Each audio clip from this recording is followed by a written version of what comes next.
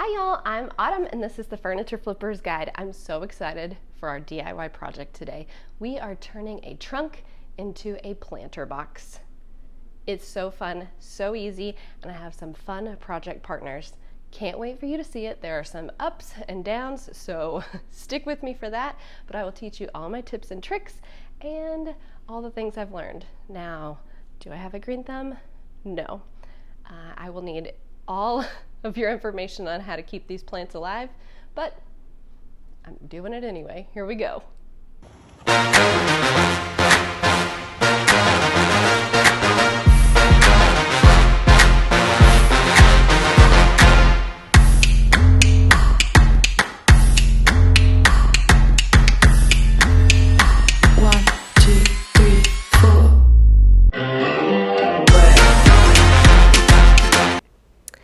I received this old trunk from a friend who was going to be getting rid of it.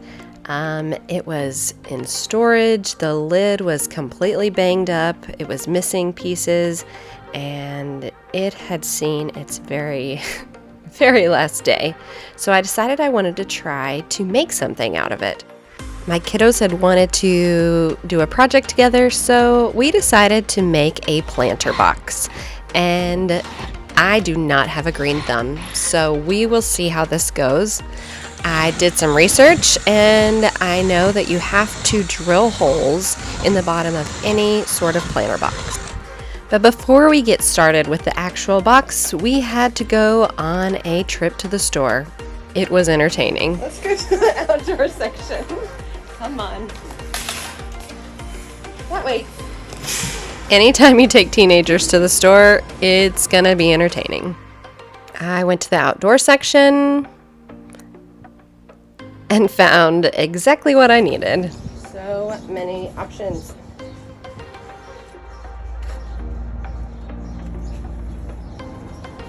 Even while trying to wrangle my project partners. We got what we needed and headed home. So I will tell you that if I was going to be doing this piece as an indoor piece of furniture, I would have done priming and sanding and all of those things. But because this is an outdoor piece and we were doing a quick DIY, we decided just to spray paint and get started. We used a Rustoleum Metallic blue with sparkles because my girls love the sparkles. It looks a little blotchy, but once it dries, I promise it looks beautiful. So we found this wood in the garage. It's from a previous project. These are 2x2s and they're 8 foot long, so we decided they would be perfect for the legs. If you want to see more behind the scenes of these daily stories, I also have a social media page called Prayed Over Pieces.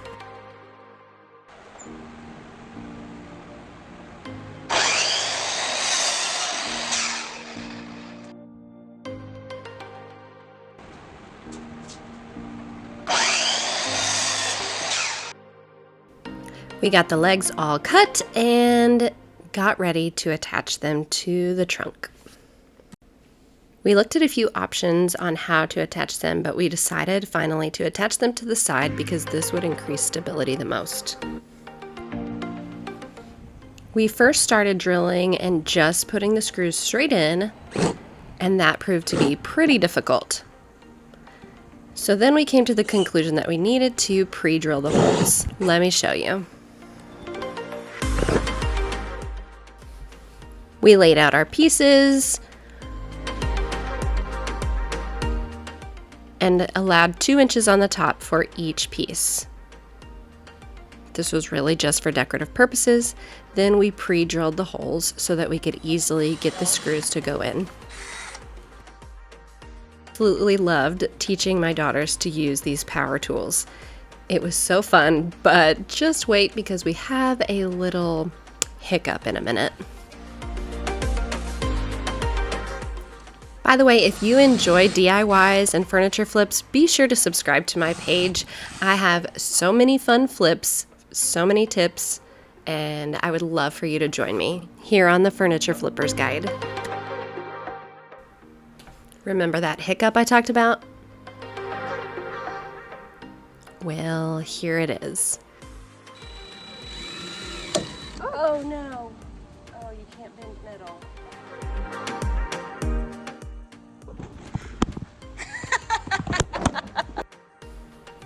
Everything is a learning experience, and that's okay. We're gonna learn from this.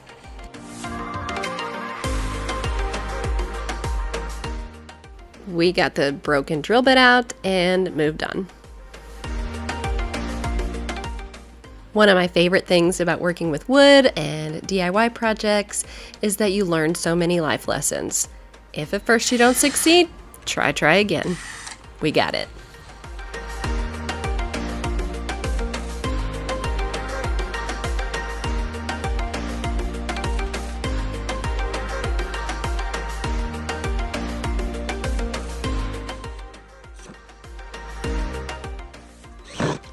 Okay, are you ready to see my super professional way that I attach these legs? All right, it's coming right here.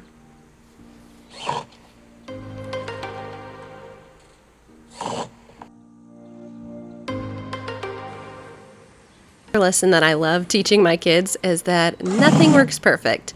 Of course, we had a crack in this piece and had to replace it, but that was an easy fix.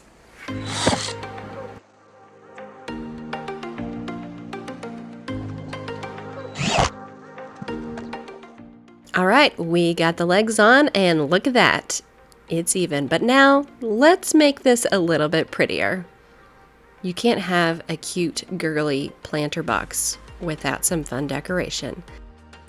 We used a Dixie bell transfer, and with our powers combined, look at that. It went on perfect and smoothly. This piece will be outside, so we decided to do some clear coat enamel from Rustoleum to protect it. All right, so we've made some really good progress on this planter, and now I'm going to be lining it with plastic. So this is an herb garden, so I'm not too worried about like the plastic messing up the plants or anything, because the plants will really be up on the top.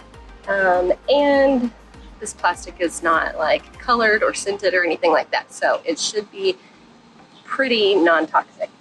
Also, I will be adding some peanuts, packing peanuts on the bottom to help with the irrigation of the water and making sure that it doesn't clog the drilled holes in the bottom. So let's go. The plastic is being added just as a precaution to help the wood keep from rotting as we're watering the plants. The staple gun worked perfect to hold it in place.